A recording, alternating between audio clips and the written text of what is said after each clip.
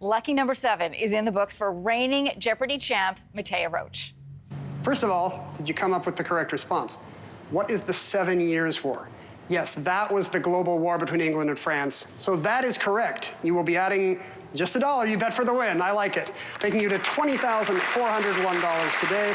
And a 7-day total. Man, smart and savvy. The Nova Scotia native is now tied for the 5th most wins this year. She has earned herself a spot in the Tournament of Champions. She's also racked up more than $200,000 Canadian during her run so far. That is not too shabby for the 23-year-old who just wanted to pay off her school debt. So we are happy to have Mattea join us in studio this morning. Welcome. Thank you so much for having me. We have been doing daily Mattea updates, so it's so good to have you here. That's so nuts. I'm like not really paying attention to just the amount of conversation that's happening because it's just too much, but it's so nice to know that people are interested to see how things go. Yeah, you're a bit of a celebrity now, and can you share with everybody what you just told me about who did and didn't know about you being on Jeopardy? Yeah, for sure. So we were just chatting about what my family's reaction has been, and I was saying that none of my extended family, like aunts, uncles, cousins, knew that I was going to go on this run. And I even was not planning on telling my parents at first until I realized I was going to have to make a return trip to LA, and I am still mooching off of my parents' phone plan. It's like the one thing they pay for me. So I was like, oh shoot, I have to tell them because they're going to notice that there's more roaming charges than they would have expected for the amount of time they thought I was down there. Well, now you can afford to pay them back. No, exactly. I might have to get off that phone plan. Yeah. Hey, you were a high school debater. You now work as a tutor, so you already had this great base of knowledge. But what we all want to know is, how do you prepare for Jeopardy? And what do you do with your nerves? So in terms of prep, it's tough because for people who've been watching the show, you see they ask about all kinds of different things. So there's no way that you can actually cram in all of the possible knowledge that you might be asked to call on. So what I did was I looked at archive copies of games from the past 2-3 years to get a feel for what sorts of subject matter come up often, how the writers put little hints in the clues to point you in the right direction. And so even though I didn't study pure subject matter, like I wasn't looking at lists of presidents or anything like that, I found that that was really helpful for getting a feel for the game. And in terms of nerves, I just tried to focus on only the things that I could control. So you can't control what the clues are, can't control who your opponents are because they get called up randomly for each game. But just thinking about how can I come to a correct response to each clue when I see it as quickly as possible, or deciding, you know what, this one's not for me and not ringing in, and then just really honing in on that buzzer when it's time to ring in. You have the focus and strategy of like an Olympic athlete. I love how you approach this. As you already told us, you flew down to LA, you taped the show.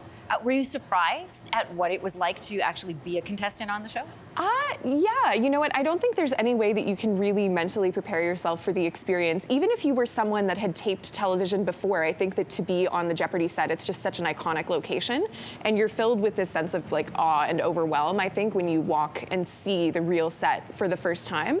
The one thing I didn't expect that was a very pleasant surprise was just how wonderful all of the other contestants were, how wonderful the whole team at Jeopardy was. I'd only heard good things before, but even despite that, I was still so bowled over by how just like kind and supportive everyone was there. Oh, okay, but talk about awe and being bowled over. How did you feel when Ken Jennings was there? This is the champion of all champions.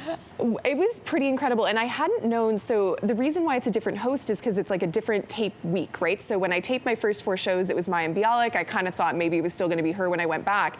And so to find out that it was gonna be Ken Jennings, like he's been a Jeopardy icon for almost as long as I can remember. There was a clue last night, I think, about Office Space that came out in 1999, and I mentioned during a commercial break that was the year after I was born, and he was like, wait a minute, no, that's not right. Like, because his run was in 2004, like I was just a kid, so yeah, he's an icon. One of the things I think people love so much about you is that you're just so real and yourself. Sometimes you can watch contestants who they're like really in their head, or they feel really awkward, or they're maybe a little pompous. You've just been so fresh and so fun and just so yourself. How are you able to be so present?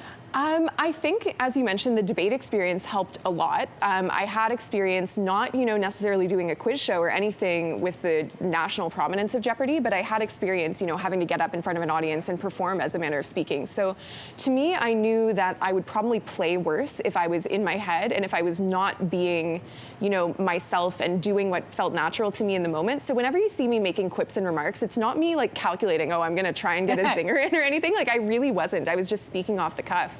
And the producers were nice enough to say, you know what, that's actually kind of entertaining. So if that's how you play best, like keep doing it. That is, I love like these notes from the producers and what it's like to be behind the scenes. Did you practice with like a buzzer? Because part of it is just being able to be fast. So I really thought the buzzer was going to be my enemy, and I didn't feel like I had anything at home that was going to be a reasonable facsimile. Like, one thing that you wouldn't expect is that the buzzer's a lot larger to hold in your hands than, you know, I think you would intuit. I think people think of it as being kind of similar size to a pen, and it's not. Like, it's a lot bigger. So I didn't practice buzzer timing. I watched the show to sort of get a feel for the rhythm of how clues were read, but I wasn't sitting there like clicking a pen or, you know, hitting the top of I don't know, a can of Pringles or something. I don't even know what you would do.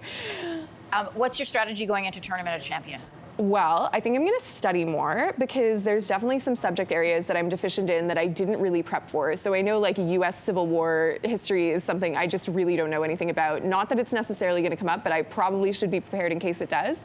And then the other thing that I'll probably do is I'll probably watch the games back of the other competitors. I watched obviously a lot of Amy Schneider's run, and then I've watched some of the other games of the contestants that are going to be there in November. But I think to get a feel for how are these people going to play and how might I need to change my strategy to respond to some of their strategic manners of playing. Mattea Roach, it is great to have you here in studio. We are all, I mean, not just us here at Your Morning, but the country is behind you and wishing you well as you continue this run. Thanks for being in here today, your first live TV interview. Yeah, thank you so much for having me. It's been great. Hey, thanks for watching. If you liked this, be sure to subscribe here, or you can check out more Your Morning videos right here.